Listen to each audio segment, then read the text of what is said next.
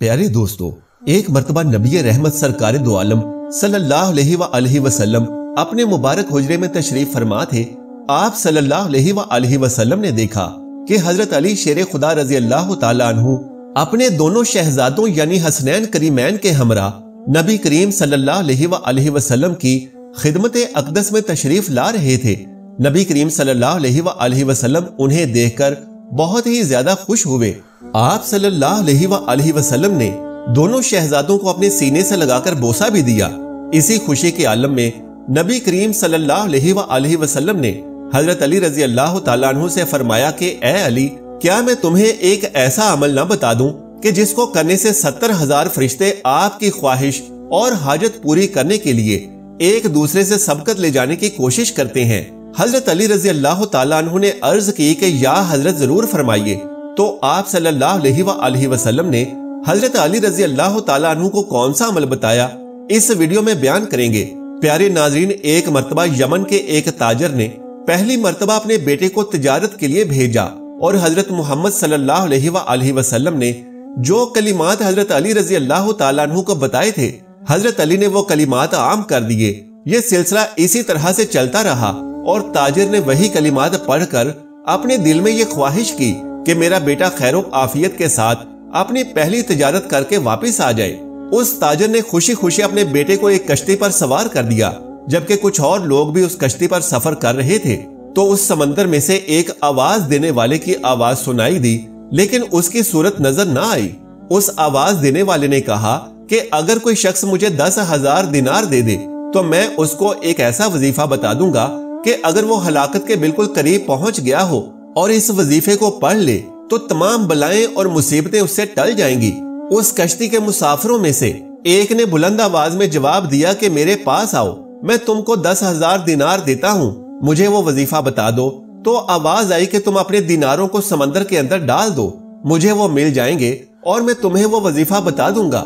چنانچہ اس کشتی کے مسافر نے 10,000 دیناروں کو اس سمندر کے اندر ڈال دیا۔ تو اس آواز دینے والے شخص نے مسافر کے کان میں آ کر وہ وظیفہ بتایا جو نبی کریم صلی اللہ علیہ وسلم نے حضرت علی رضی اللہ تعالیٰ عنہ سے فرمایا تھا، اور اس مسافر نے بھی وہ وظیفہ سن کر پڑھ لیا تھا، اور یہ مسافر اسی یمن کے تاجر کا بیٹا تھا۔ آواز دینے والے نے اس سے کہا کہ تجھے جب بھی کوئی مصیبت پڑے تو اس وظیفے کو پڑھ لیا کرو، جبکہ یہ سن کر کشتی کے دوسرے تمام مسافروں نے اس کا مذاق اڑایا اور کہا کہ تو نے اپنی کثیر رقم سمندر میں پھینک کر ضائع کر دی۔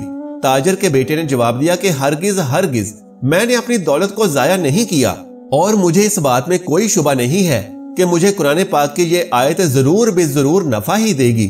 لہٰذا اس کے بعد چند گھنٹے وہ کشتی چلتی رہی، پھر اچانک طوفان کی موجوں سے وہ کشتی ٹوٹ کر بکھر گئی، اور سوائے اس تاجر کے بیٹے کے اس کشتی کا کوئی آدمی بھی زندہ نہیں بچا۔ وظیفہ پڑھنے والا وہ مسافر کشتی کے ایک ٹوٹے تختے پر بیٹھا ہوا سمندر کے اندر بہتا چلا جا رہا تھا، یہاں تک کہ کچھ دیر کے بعد ایک جزیرے میں جا پہنچا، اور اس جزیرے میں چند قدم چلنے کے بعد دیکھا کہ وہاں ایک شاندار محل بنا ہوا ہے اور ہر قسم کے موتی اور جواہرات وہاں پڑے ہوئے ہیں۔ اس نے دیکھا کہ اس محل میں ایک بہت ہی حسین و جمیل عورت اکیلی بیٹھی ہوئی ہے اور ہر قسم کے میوے اور کھانے کا سامان وہاں پر رکھا ہوا ہے۔ اس عورت نے اس مسافر کو دیکھا تو پوچھا کہ تم کون ہو اور یہاں کیسے پہنچ گئے؟ مسافر نے بھی اس عورت سے پوچھا کہ تم کون ہو اور یہاں پر اکیلی کیا کر رہی ہو؟ تو اس عورت نے اپنا قصہ سنایا کہ میں بصرہ کے ایک عظیم اور بڑے تاجر کی بیٹی ہوں، میں اپنے باپ کے ساتھ سمندر کے سفر پر جا رہی تھی، ہماری کشتی ٹوٹ گئی اور مجھے اچانک کوئی کشتی کے اندر سے اچک کر لے بھاگا، اور میں اس جزیرے میں اس محل کے اندر اس وقت سے پڑی ہوں۔ ایک شیطان ہے جو مجھے اس محل میں لے آیا ہے، وہ ہر 7ویں دن یہاں آتا ہے، لیکن میرے ساتھ صحبت تو نہیں کرتا مگر بوس و کنار کرتا ہے، اور آج اس کے یہاں آنے کا دن ہے، لہٰذا تم اپنی جان بچا کر یہاں سے بھاگ جاؤ ورنہ وہ شیطان تمہاری جان لے لے گا۔ ابھی اس عورت کی گفتگو ختم بھی نہ ہوئی تھی کہ وہاں ایک دم سے اندھیرا چھا گیا۔ عورت نے پھر سے کہا کہ جلدی یہاں سے بھاگ جاؤ کیونکہ وہ آ رہا ہے، ورنہ وہ تم کو ضرور جان سے مار ڈالے گا۔ چنانچہ وہ شیطان وہاں پر آ گیا، لیکن وہ مسافر یوں ہی وہاں پر کھڑا رہا۔ وہ شیطان جیسے ہی اس کو دبوچنے کے لیے آگے بڑھا تو مسافر نے وہ وظیفہ پڑھنا شروع کر دیا۔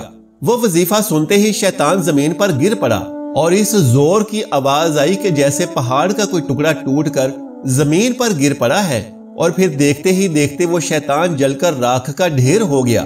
یہ دیکھ کر اس عورت نے کہا کہ اللہ تبارک و تعالیٰ نے تم کو رحمت کا فرشتہ بنا کر میرے پاس یہاں بھیج دیا ہے، اور تمہاری بدولت مجھے اس شیطان سے نجات مل گئی ہے۔ پھر اس عورت نے مسافر سے کہا کہ یہ موتی اور جواہرات اٹھا لو اور محل سے نکل کر میرے ساتھ سمندر کے کنارے کی جانب چلو، وہاں سے کوئی کشتی تلاش کر کے یہاں سے نکل چلتے ہیں۔ چنانچہ بہت سے موتی اور کھانے کا سامان اپنے ساتھ لے کر وہ دونوں اس محل سے نکلے۔ وہ دونوں اس سمندر کے ایک کنارے پر جا پہنچے۔ وہاں ایک کشتی بصرہ کی جانب جا رہی تھی۔ وہ دونوں اس کشتی پر سوار ہو کر بصرہ جا پہنچے۔ لڑکی کے والدین اپنی گم شدہ لڑکی کو دیکھ کر بے حد خوش ہوئے۔ وہ اس مسافر کے شکر گزار ہوئے اور بہت ہی عزت اور احترام کے ساتھ اسے اپنے گھر میں مہمان بنا کر رکھا۔ پھر لڑکی کے والدین نے پوری سرگزشت سن کر ان دونوں کا نکاح بھی کر دیا۔ وہ دونوں میاں بیوی بن کر رہنے لگے، اور تمام موتی اور جواہرات جو وہ اس جزیرے سے لے کر آئے تھے وہ ان دونوں کی مشترکہ دولت بن گئے۔ اس عورت سے اللہ نے اس مرد کو کچھ بچے بھی عطا کر دیے۔ وہ دونوں نہایت ہی محبت اور احترام کے ساتھ اپنی زندگی بسر کرنے لگے، اور یہ سب اس وظیفے کا کمال ہی تھا جو حضرت محمد صلی اللہ علیہ وآلہ وسلم نے حضرت علی رضی اللہ تعالیٰ عنہ کو بتایا تھا۔ باحوالہ تفسیر ساوی۔ پیارے ناظرین، حضرت انس رضی اللہ تعالیٰ عنہ سے ایک حدیث مروی ہے کہ ہم لوگ ایک جنگ میں نبی کریم صلی اللہ علیہ وآلہ وسلم کے ساتھ تھے کہ راستے میں ایک آواز سنائی دی کہ یا اللہ تو مجھے حضرت محمد صلی اللہ علیہ وآلہ وسلم کی امت میں سے کر دے۔ تو آپ صلی اللہ علیہ وآلہ وسلم نے حضرت انس سے فرمایا کہ اے انس تم اس آواز کا پتہ لگاؤ۔ تو میں اس پہاڑ کے اندر داخل ہو گیا۔ میں نے دیکھا کہ ایک آدمی نہایت ہی سفید لباس میں ملبوس لمبی داڑھی والا وہاں پر موجود تھا۔ اس نے مجھے دیکھا تو مجھ سے پوچھا کہ کیا تم رسول خدا صلی اللہ علیہ وآلہ وسلم کے صحابی ہو؟ تو میں نے عرض کی کہ جی ہاں۔ تو انہوں نے فرمایا کہ تم جا کر حضور سے میرا سلام عرض کر دو اور کہہ دو کہ آپ کے بھائی الیاس علیہ السلام آپ سے ملاقات کا ارادہ رکھتے ہیں۔ چنانچہ میں نے واپس آ کر نبی کریم صلی اللہ علیہ وآلہ وسلم سے وہ سارا معاملہ عرض کیا، تو آپ صلی اللہ علیہ وآلہ وسلم مجھے اپنے ساتھ لے کر پہاڑ کے اندر روانہ ہوئے۔ جب ان کے قریب پہنچے تو میں پیچھے ہٹ گیا۔ پھر دونوں صاحبان دیر تک گفتگو فرماتے رہے۔ پھر آسمان سے ایک دسترخوان اترا تو نبی کریم صلی اللہ علیہ وآلہ وسلم نے مجھے اپنے پاس بلایا، اور میں نے ان دونوں حضرات کے ساتھ کھانا کھایا۔ جب ہم کھانے سے فارغ ہو چکے تو آسمان سے ایک بدلی آئی، اور وہ حضرت الیاس علیہ السلام کو اٹھا کر آسمان کی طرف لے گئی، اور میں ان کے سفید لباس کو دیکھتا رہ گیا۔ باحوالہ تفسیر ساوی۔ پیارے دوستو، حضرت عبداللہ ابن عباس رضی اللہ تعالیٰ عنہ بیان کرتے ہیں کہ نجران کے عیسائی جب نبی کریم صلی اللہ علیہ وآلہ وسلم کی خدمت اقدس میں حاضر ہوئے تو یہود و نصارہ نے لڑائی شروع کر دی۔ عیسائی کہتے تھے کہ حضرت ابراہیم علیہ السلام عیسائیوں کے مذہب پر تھے، جبکہ یہودی کہتے تھے کہ حضرت ابراہیم علیہ السلام یہودیوں کے مذہب پر تھے۔ تو اللہ تبارک و تعالیٰ نے وحی نازل فرما دی۔ حضرت جبرائیل علیہ السلام نبی کریم صلی اللہ علیہ وآلہ وسلم کی خدمت میں عرض گزار ہوئے۔ تب آپ صلی اللہ علیہ وآلہ وسلم نے فرمایا کہ تم حضرت ابراہیم کے بارے میں کیوں جھگڑتے ہو؟ تورات اور انجیل تو حضرت ابراہیم علیہ السلام کے بعد نازل ہوئی تھی، تو حضرت ابراہیم علیہ السلام ان کے پیروکار کیسے ہو سکتے ہیں؟ نبی کریم صلی اللہ علیہ وآلہ وسلم نے ان کو دین حق کی دعوت دی تو ابو رافع کرنی بولا، اے محمد، آپ یہی چاہتے ہیں کہ ہم آپ کی عبادت کریں جس طرح سے عیسائیوں نے حضرت عیسیٰ کی عبادت کی؟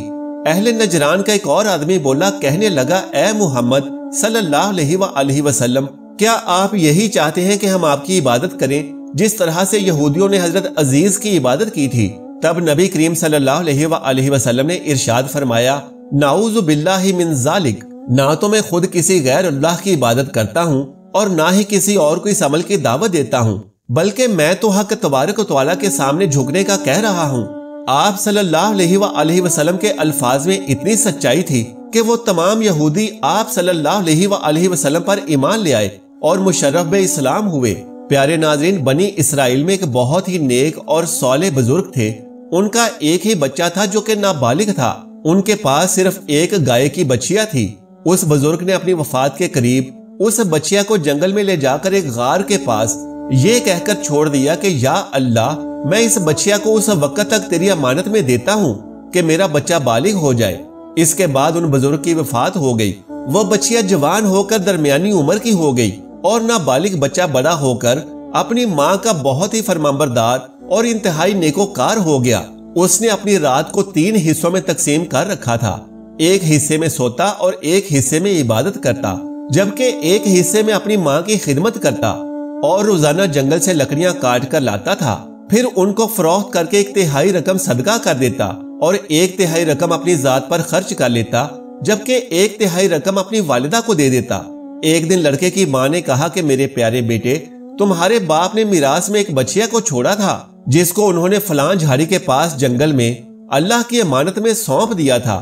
اب تم اس جھاڑی کے پاس جا کر یوں دعا مانگو کہ اے خداوند کریم، میرے باپ کی چھوڑی ہوئی امانت مجھے واپس دے دے۔ اور اس بچیا کی نشانی یہ ہے کہ وہ پیلے رنگ کی ہے اور اس کی کھال اس طرح سے چمک رہی ہوگی جیسے سورج کی ہلکی ہلکی کرنیں ہوں۔ یہ سن کر وہ لڑکا جنگل میں اس جھاڑی کے پاس گیا اور دعا کی تو فوراً ہی وہ گائے دوڑتی ہوئی آ گئی اور لڑکے کے پاس کھڑی ہو گئی۔ لڑکا اس کو پکڑ کر گھر لایا تو اس کی ماں نے کہا کہ میرے بیٹے، تم اس گائے کو لے جا کر بازار میں 3 درہم میں فروخت کر ڈالو، لیکن کسی گاہک کو بغیر میرے مشورے کے مت دینا۔ ان دنوں میں بازار میں گائے کی قیمت 3 دینار ہی تھی۔ بازار میں ایک گاہک آیا جو در حقیقت ایک فرشتہ تھا۔ اس نے کہا کہ اس گائے کی قیمت 3 دینار سے زیادہ دوں گا مگر تم اپنی ماں سے مشورہ کیے بغیر اپنی گائے میرے ہاتھ فروخت کر ڈالو۔ اس لڑکے نے کہا کہ تم کتنی ہی زیادہ اس گائے کی قیمت دو، لیکن میں اپنی ماں سے مشورہ کیے بغیر ہرگز اس گائے کو فروخت نہیں کروں گا۔ لڑکے نے اپنی ماں سے سارا ماجرا بیان کیا تو ماں نے کہا کہ شاید یہ گاہک کوئی فرشتہ ہو، تو اے میرے بیٹے اس سے مشورہ کرو کہ ہم اس گائے کو ابھی فروخت کریں یا نہ کریں۔ چنانچہ اس لڑکے نے بازار میں جا کر جب اس گاہک سے مشورہ کیا تو اس نے کہا کہ ابھی تم اس گائے کو فروخت نہ کرو، آئندہ اس گائے کو حضرت موسیٰ علیہ السلام کے لوگ خریدیں گے، تم اس گائے کے چمڑے میں سونا بھر کر اس گائے کی قیمت طلب کرنا تو وہ لوگ اتنی ہی قیمت دے کر خریدیں گے۔ چنانچہ چند ہی دنوں کے بعد بنی اسرائیل کے ایک بہت ہی مالدار آدمی کو جس کا نام عامیل تھا، اس کے چچا کے 2 لڑکوں نے عامیل کو قتل کر دیا اور اس کی لاش کو ایک ویرانے میں ڈال دیا۔ صبح کو قاتل کی تلاش شروع ہوئی، لیکن جب کوئی قاتل نہ ملا تو کچھ لوگ حضرت موسیٰ کی خدمت میں حاضر ہوئے۔ انہوں نے حضرت موسیٰ علیہ السلام سے قاتل کا پتہ پوچھا تو آپ نے فرمایا کہ تم لوگ ایک گائے کو ذبح کرو اور اس کی زبان یا دم کی ہڈی سے لاش کو مارو تو وہ زندہ ہو کر خود ہی اپنے قاتل کا نام بتا دے گا۔ یہ سن کر بنی اسرائیل کے لوگوں نے گائے کے رنگ اور اس کی عمر وغیرہ کے بارے میں بحث مباحثہ شروع کر دیا۔ پھر بالآخر جب وہ اچھی طرح سے سمجھ گئے کہ فلاں قسم کی گائے چاہیے تو ایسی گائے کی تلاش شروع کر دی۔ جب وہ لوگ ڈھونڈتے ہوئے اس لڑکے کی گائے کے پاس پہنچے تو وہ ہو بہو ویسی ہی گائے تھی جس کی ان لوگوں کو ضرورت تھی۔ چنانچہ ان لوگوں نے گائے کے چمڑے میں سونا بھر کر قیمت دے کر اس گائے کو خریدا، پھر اسے ذبح کر کے اس کی زبان یا دم کی ہڈی سے مقتول کو مارا تو وہ زندہ ہو گیا اور بول اٹھا کہ میرے قاتل میرے چچا کے دونوں لڑکے ہیں، انہوں نے میرے مال کے لالچ میں مجھے قتل کیا ہے۔ یہ بات کہہ کر وہ پھر سے مر گیا۔ چنانچہ ان دونوں قاتلوں کو قصاص میں قتل کر دیا گیا، جبکہ اس بزرگ کا بیٹا جو اپنی ماں کا بہت ہی فرمانبردار تھا وہ کثیر دولت سے مالا مال ہو گیا۔ باحوالہ تفسیر ساوی۔ پیارے دوستو، ایک مرتبہ حضرت علی رضی اللہ تعالیٰ عنہ اپنے دونوں شہزادوں یعنی حسنین کریمین کے ہمراہ نبی رحمت صلی اللہ علیہ وآلہ وسلم کی خدمت اقدس میں حاضر ہوئے۔ آپ صلی اللہ علیہ وآلہ وسلم نے دونوں شہزادوں کو اپنے مبارک سینے سے لگایا اور انہیں بوسہ بھی دیا۔ اسی وقت حضرت جبرائیل علیہ السلام وحی لے کر آپ صلی اللہ علیہ وآلہ وسلم کی خدمت اقدس میں حاضر ہوئے اور عرض کی کہ یا رسول اللہ صلی اللہ علیہ وآلہ وسلم، اللہ تبارک و تعالیٰ آپ کو سلام کہتا ہے اور دونوں شہزادوں کو اللہ سبحانہ و تعالیٰ نے جنت کا سردار بنا دیا ہے۔ اس وقت نبی کریم صلی اللہ علیہ وآلہ وسلم کو اس قدر خوشی ہوئی کہ آپ صلی اللہ علیہ وآلہ وسلم نے حضرت علی رضی اللہ تعالیٰ عنہ کو یہ وظیفہ پڑھنے کے لیے فرمایا کہ جب تم کسی ایسی مشکل میں ہو کہ تمہیں کوئی امکان نظر نہ آئے تو یہ کلمات پڑھ لینا، اللہ تبارک و تعالیٰ آپ کے لیے 70,000 فرشتے بھیج دیں گے جو وہ کام پورا کرنے کے لیے ایک دوسرے کے آگے لپکیں گے اور ایک دوسرے پر سبقت لے جانے کی کوشش کریں گے۔ حضرت علی رضی اللہ تعالیٰ عنہ نے دستے ادب جوڑ کر عرض کی، یا رسول اللہ صلی اللہ علیہ وآلہ وسلم، وہ کلمات کون سے ہیں؟ تو آپ صلی اللہ علیہ وآلہ وسلم نے ارشاد فرمایا کہ وہ کلمات یہ ہیں: بسم اللہ الرحمن الرحیم، سبحان اللہ و بحمدہ، سبحان اللہ العظیم، ان کلمات کو پڑھنے سے اللہ سبحانہ و تعالی مدد فرماتا ہے۔ بحوالہ کنز الایمان۔ لہٰذا تمام مسلمان بھائیوں اور بہنوں سے میری گزارش ہے کہ جب بھی آپ کے بچے کہیں باہر جائیں یا کسی بھی مصیبت میں ہوں تو یہ کلمات ضرور پڑھ لینا۔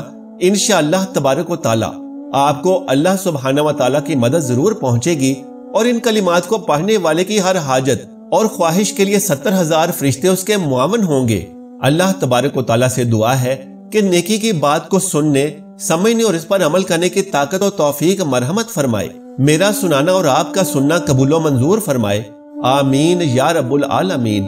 پیارے دوستوں، درخواست ہے کہ میری آج کی اس معلوماتی ویڈیو کو لائک اور شیئر کر دیجئے اور میرے اسلامی و اصلاحی چینل کو سبسکرائب کر لیجئے۔ جزاک اللہ خیرن کثیرا۔ اللہ ہم سب کا حامی و ناصر ہو۔